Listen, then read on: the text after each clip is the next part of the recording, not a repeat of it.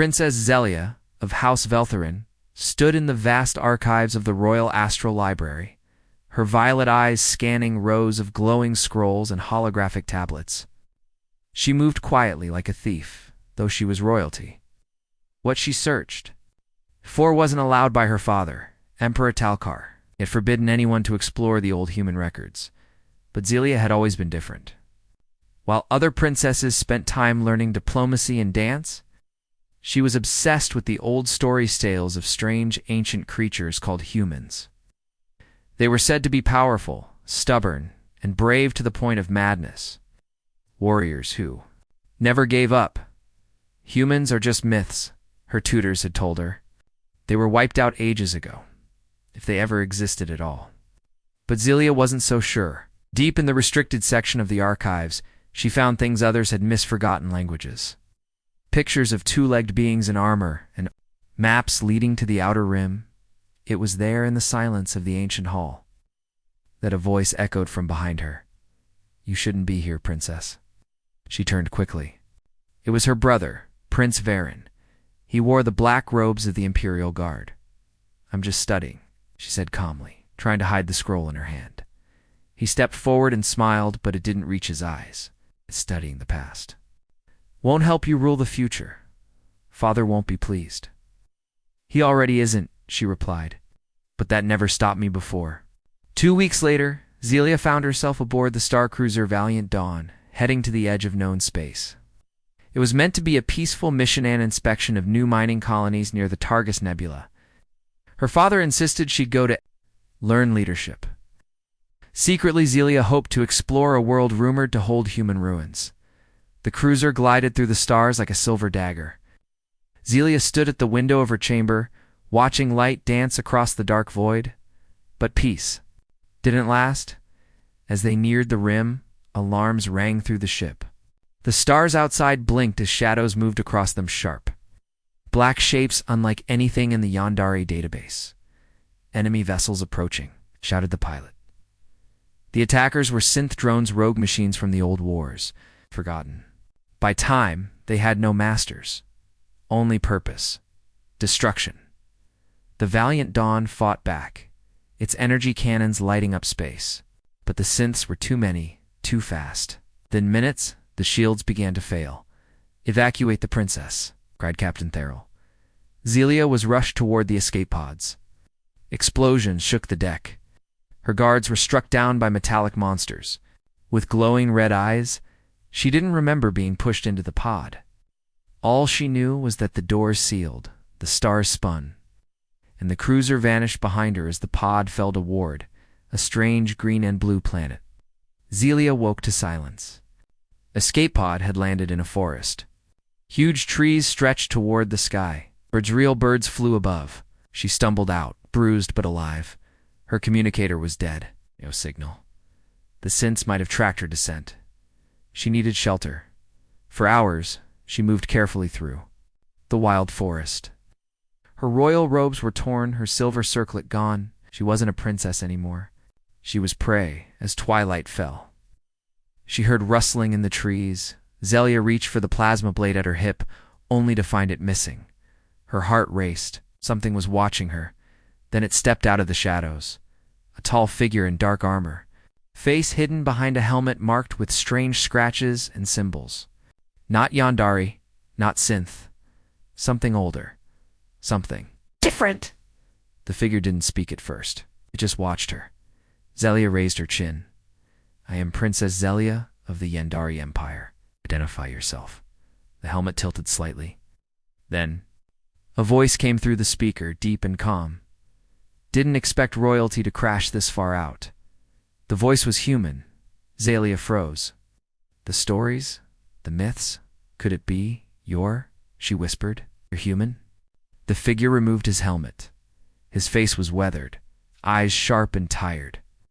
A scar ran across his cheek, and his hair was dusted with gray. He looked real.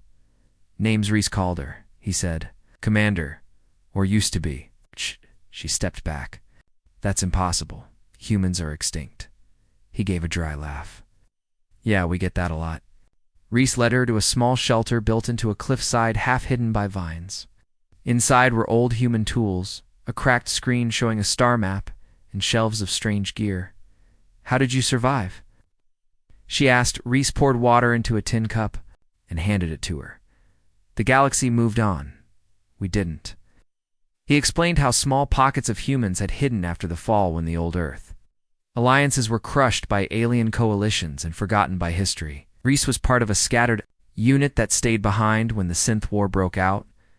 He had spent the last decade living in the shadows, keeping rogue AI from awakening old weapons. And now, thanks to Zelia's crash, the synths were back. They followed you, he said. They'll come again. She looked down. Then we must contact my fleet. There is no fleet, Reese interrupted. Your ship's gone. You're alone. Zelia's voice trembled. So, what do we do? Reese stood and checked his rifle. We fight. That night, Zelia sat outside the shelter, staring at the stars. She had always believed humans were just legends, exaggerated tales told by ancient storytellers. But now I sat across from her, drinking tea and sharpening a blade, not glowing with magic, not wearing divine armor, just a man. But something in his eyes reminded her of the myths. A fire, a refusal to kneel, even when everything else had fallen. Why didn't you give up? She asked softly. Reese didn't look up, because someone had to remember who we were. The sun rose slowly over the green hills, casting a golden light on the strange forest world. Princess Zelia woke with a jolt inside the small human shelter, heart pounding. For a moment, she forgot where she was. Then she saw Reese Calder sitting near the door, quietly checking his weapons. He moved with the calm of someone who had done this many times before. You slept hard? He said without looking at her. That's good. You'll need your strength. Zelia rubbed her eyes. Where are we going? Reese stood up and stretched. There's an old outpost to the north. If we can reach it, I might be able to send a signal to my people. Your people? She asked, surprised. There are more humans? Reese gave a short nod. A few, scattered across the rim. We stay quiet, hidden, like ghosts. Zelia couldn't stop staring. The legends always said humans were loud, wild, and proud. But this man was quiet, focused, and careful. Maybe the stories were wrong. Can I help? She asked. Reese looked at her. You ever walk 10 miles through wild terrain with killer machines on your tail? No. Then stay close. Don't slow me down. The forest was not as peaceful as it looked. Strange creatures moved in the trees, some small and curious, others large and silent. Reese led the way, checking tracks, avoiding open spaces, always watching the sky. Zelia followed, doing her best to keep up. Her royal training had not prepared her for this. Her boots were made for palace floors, not muddy paths. Her legs ached, and she was covered in scratches by noon. Still, she said nothing. She didn't want to be seen as weak not in front of a human. They stopped at a rocky ridge. Overlooking a wide valley filled with thick mist, Reese raised his hand. Wait. Zelia crouched beside him, in the distance. Moving through the fog were dark-shaped synth drones. Tall, spider-like machines with glowing red eyes. They were scanning the ground, searching. For me, Zelia whispered. For both of us, Reese replied. They can't allow humans to be seen. And they want your tech too.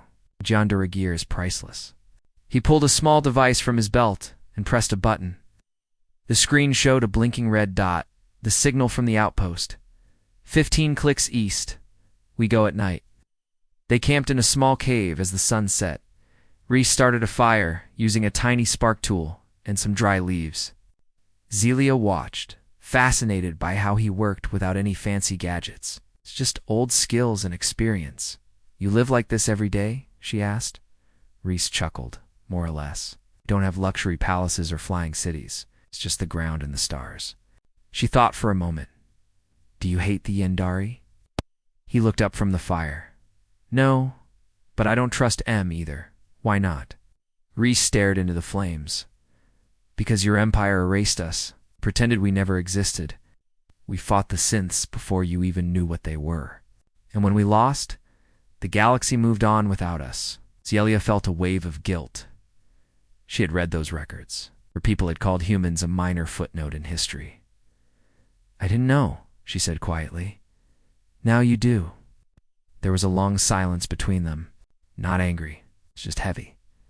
Then Reese looked at her and added, "You're not like the rest of them. You listen." Celia smiled slightly. "Maybe that's why I got in so much trouble." At night, they moved again, keeping to the shadows. But just before dawn, disaster struck.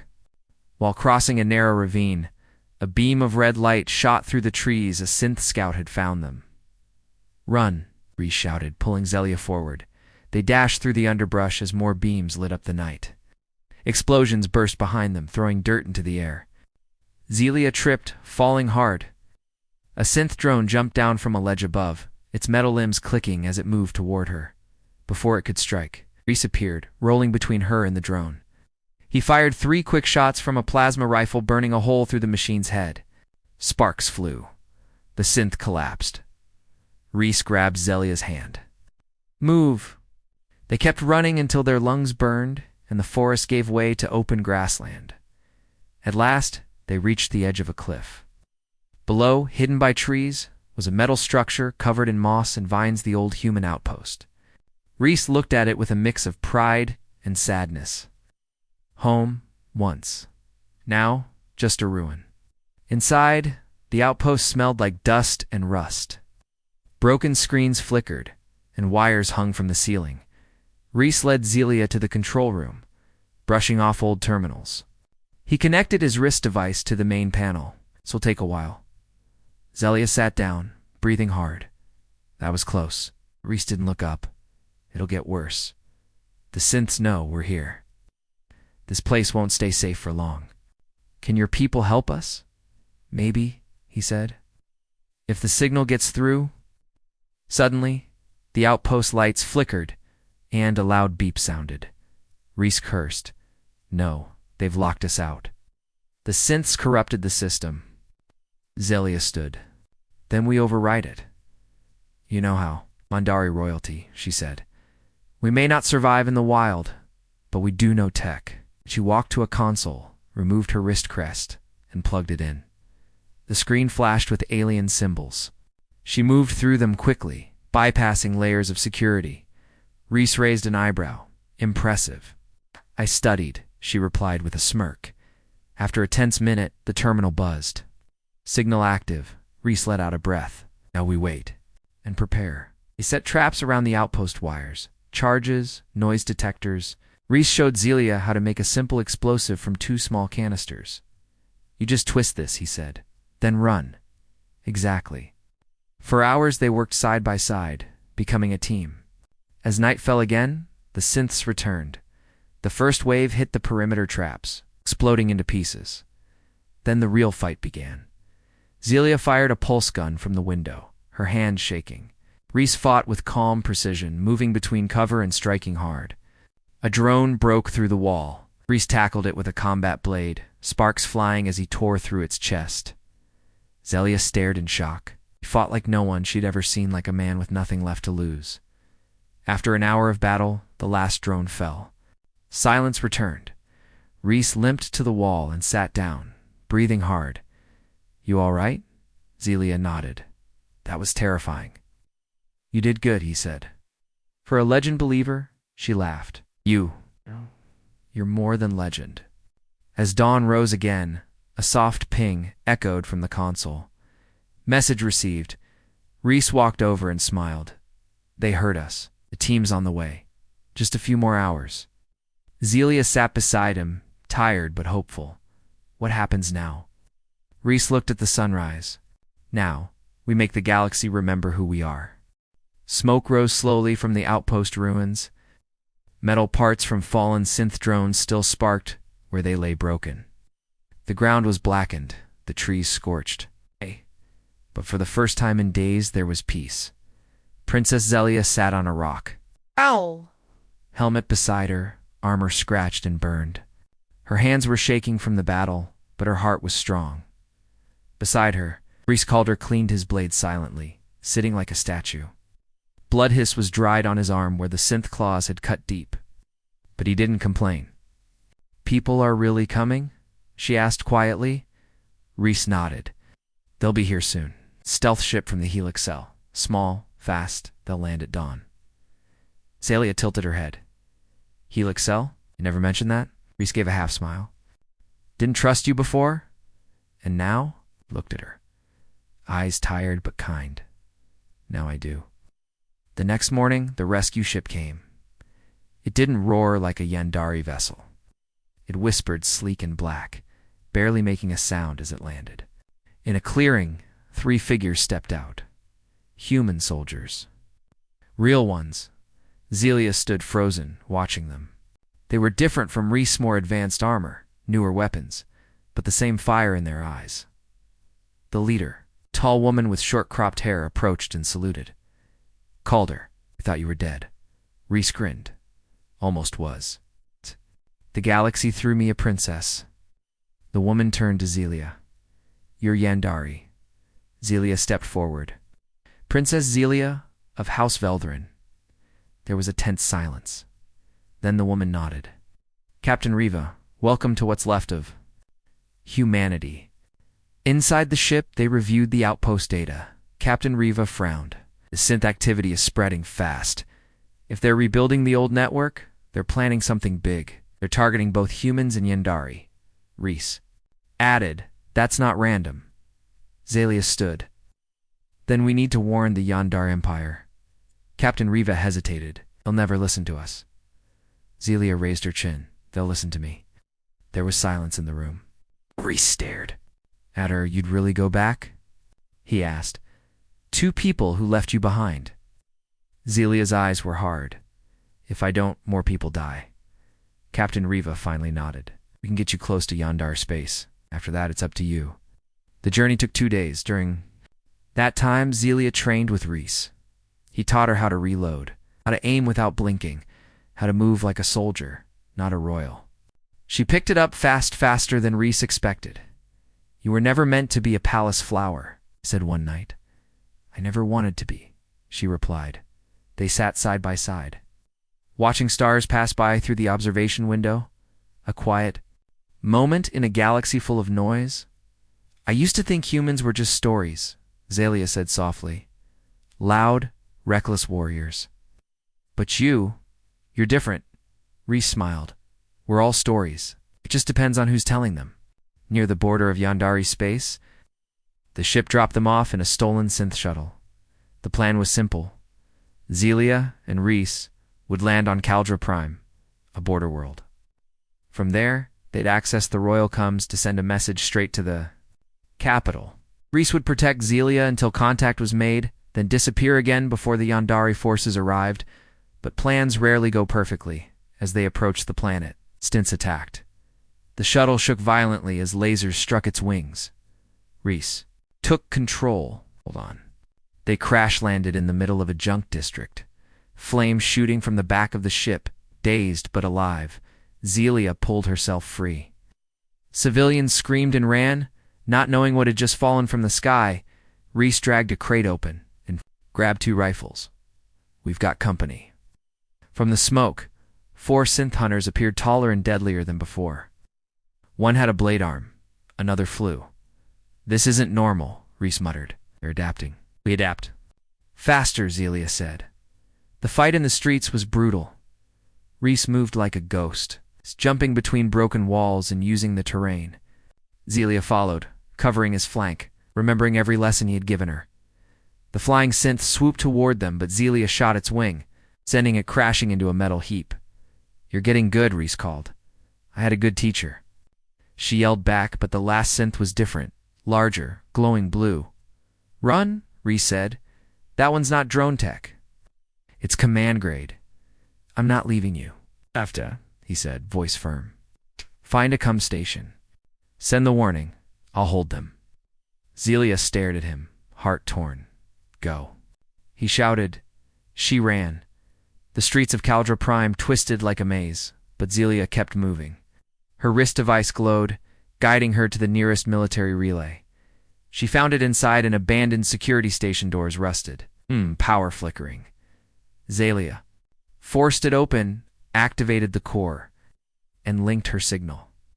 This is Princess Zelia of House Velthrin. She spoke clearly. Yandere command, do not ignore this. Synth AI has returned. They are hunting human survivors in Yandere forces. They plan something bigger. This is not a myth. I have proof. And a human warrior saved my life. There was silence. Then a voice. Replied, confirmed, identity verified, message relayed to the imperial throne. Zelia rushed back through the streets, heart pounding. She didn't care about the wounds on her leg or the blood on her hands. She had to find Reese. When she reached the crash site again, the buildings were smoking. The air was full of ashdot, and there, leaning against the wreckage, was Reese, wounded, burned, but alive. I told you to run, he said with a smirk. And I told you I don't take orders well, she said, falling to her knees beside him. Behind them, Yandere dropships roared overhead. Soldiers poured out blasters ready. One officer aimed at Reese. Step away from the human, Zelia. Stood tall. Stand down. He's with me. The soldiers hesitated. Zelia held up her crest. I said, stand down. The officer obeyed. Zelia turned to Reese and smiled. Looks like you're not a myth anymore. Reese coughed. Oh. Now I've got politics to deal with. Hours later, Zelia stood in a clean medical bay, dressed once more in royal armor. Her wounds were patched. Her voice was firm as she addressed the generals via Hala. The synths have returned. I've seen them, fought them. We cannot face them alone. The general frowned. And what do you suggest, princess? She took a deep breath. We bring the humans back. There was stunned silence. Another general asked, you want to ally with a forgotten species? It's with warriors we once feared? No, Zelia said. I want to remember them. Honor them. Learn from them. She looked out the window where Reese sat on a bench, cleaning his rifle, surrounded by curious young Yandere soldiers. If they hadn't fought beside me, she continued, I wouldn't be here, and soon none of us will be unless we stand. Together, the council didn't speak, but they listened. For the first time in generations, the humans would be heard. That night, stars glowed above Cauldra Prime. Reese and Zelia stood on a balcony. So what now? He asked. Zelia smiled. Now we prepare. He looked at her. For war, for unity, she said, and maybe hope. He chuckled. I never believed in hope. She looked up at him. Then maybe it's time you became part of a new legend. Reese stared into her eyes and, for the first time in many years, he didn't feel like a relic, felt alive. The war room inside the Yandere High Command was brighter now. Screens glowed with new data maps, drone paths, intercepted synth signals. But in the center of it all stood two figures who were never meant to be there. Princess Zelia, a royal, once thought sheltered, and Reese called her, a human warrior once believed extinct. The council watched them closely. Some were curious, others afraid. Zelia stood tall. The synths are rebuilding. It's faster than before, stronger. We can't ignore this. One admiral scoffed. Why would machines return now, after centuries of silence? Reese stepped forward. Because we forgot how dangerous they are. And they've been watching, waiting, testing. He pointed at the newest holomap. Red lines were spreading across neutral space. They've taken over 10 colonies in the last month quietly. No broadcasts, no survivors, only patterns. Another officer asked, and you want us to trust human data? Reese crossed his arms. No, I want you to survive. After the meeting, Zelia and Reese walked through the city. Tall towers of glass reached the clouds. Hover cars flew between them. Everything was clean, perfect, and calm, completely opposite from Reese's world. This place doesn't feel real, he said. It's not real, Zelia replied. It's a performance. My people think peace is permanent. Then they've never lost everything. They stopped at a balcony overlooking the Yandere Military Academy. Below, a group of cadets was training running drills, studying tactics, learning rules. Zelia watched them quietly. They know everything about war, except how it feels. Reese nodded. Pain teaches what books never can.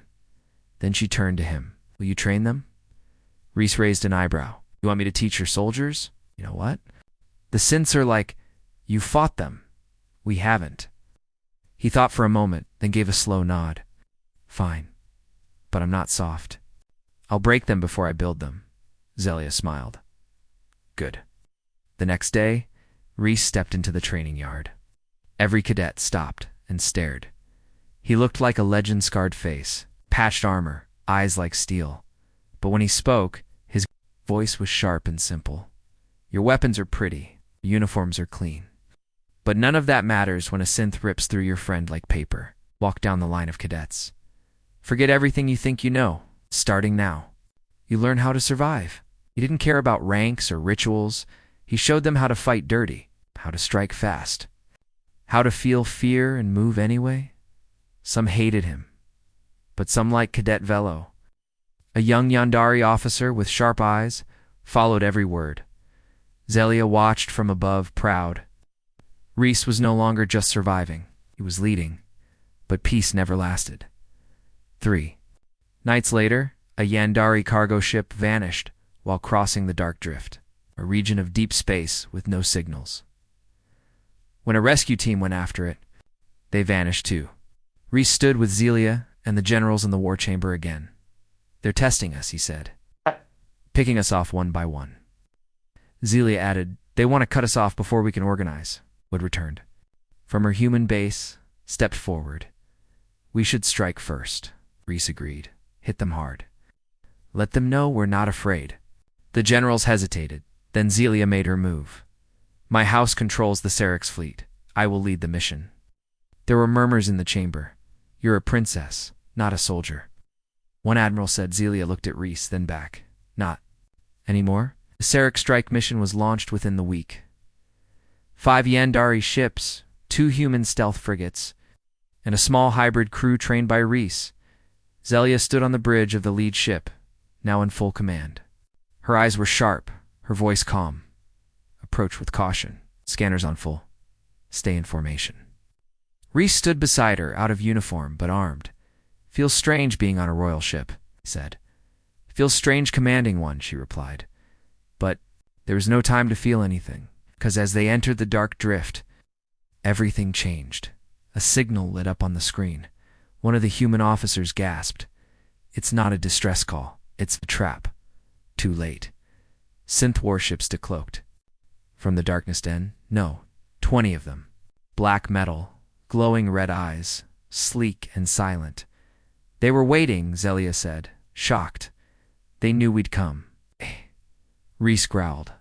Lasers fired. Explosions lit the black space like fireflies. The Serix ships returned fire. But the synths moved. Like nothing they'd seen before, dodging, adapting, learning. We can't win this fight. A pilot shouted. Zelia turned to Reese. Suggestions. He looked at the map. There's an asteroid field nearby. Use it. Hide.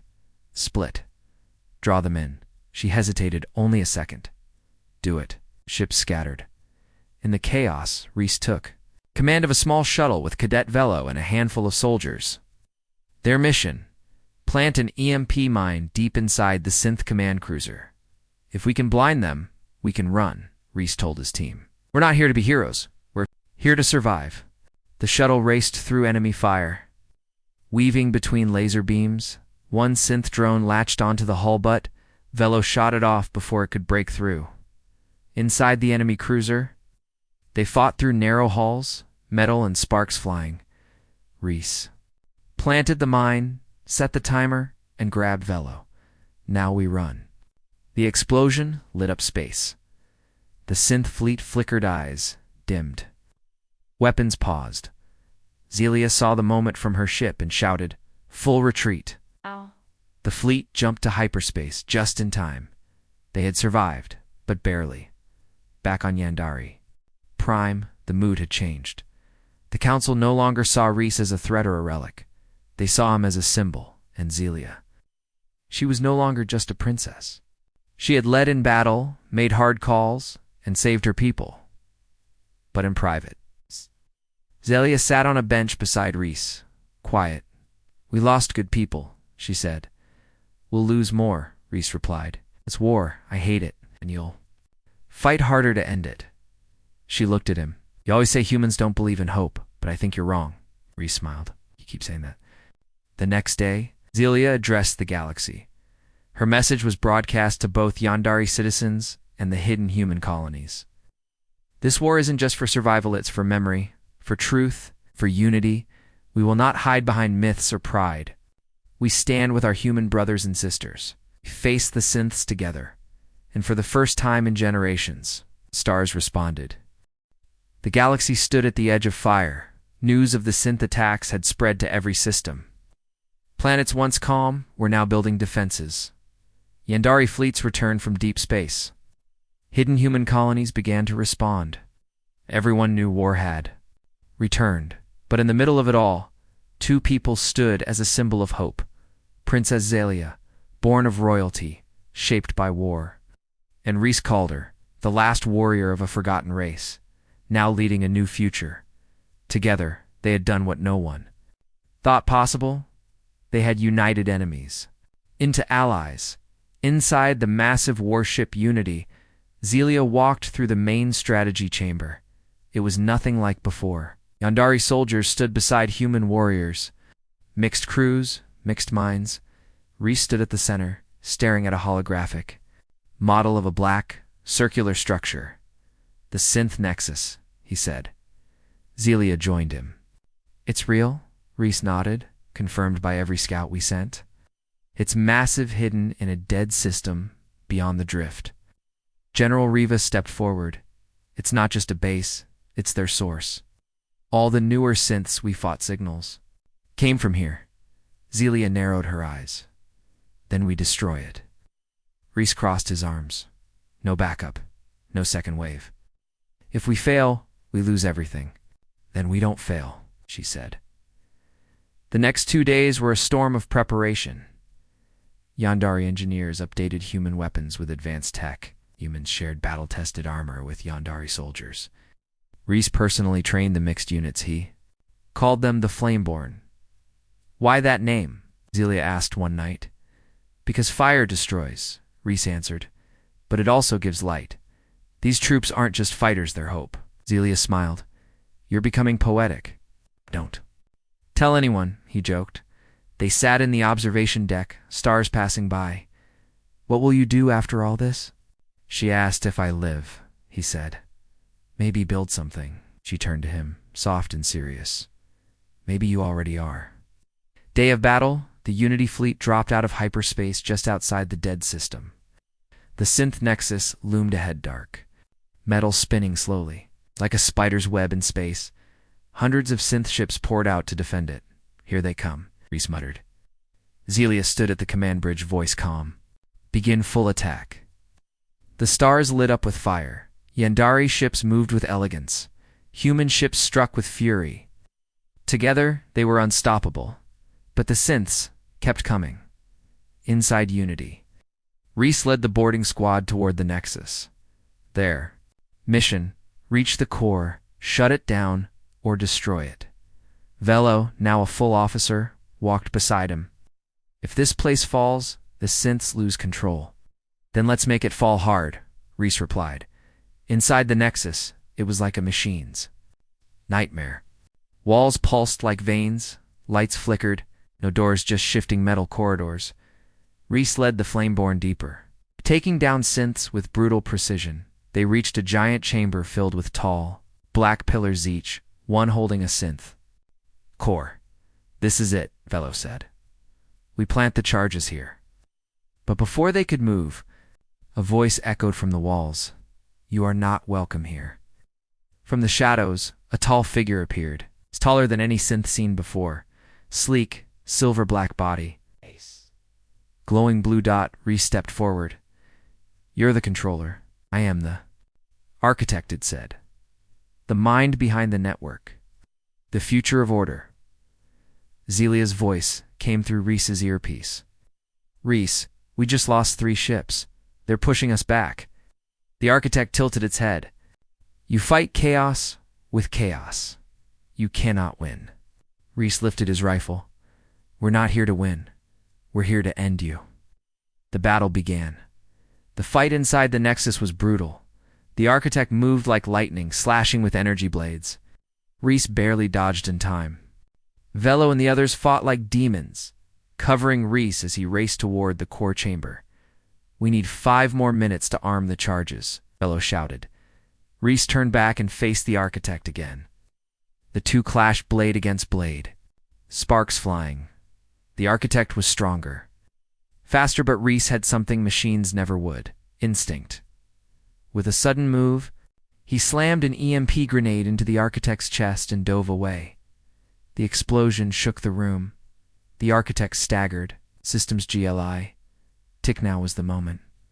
Now Velo. The charges were activated. Back on Unity, Zelia received the signal. Charges planted. Nexus core, unstable.